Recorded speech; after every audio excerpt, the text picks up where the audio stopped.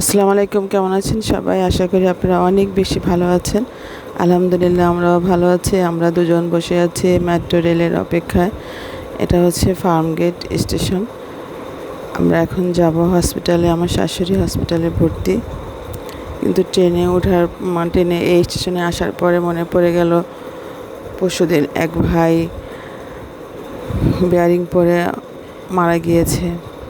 চলাফেরার পথে আসলে আমাদের জীবনে অনেক ঝুঁকি থেকে যায়। তো সকলে সাবধানে থাকবেন, সাবধানের কোনো মাইর নেই। ট্রেন এসে পড়েছে, এখনই ট্রেনে উঠবো।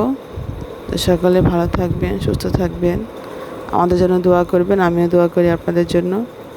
আজকের মতো এখানে। আল্লাহ হাফেজ, টাটা, বাই বাই।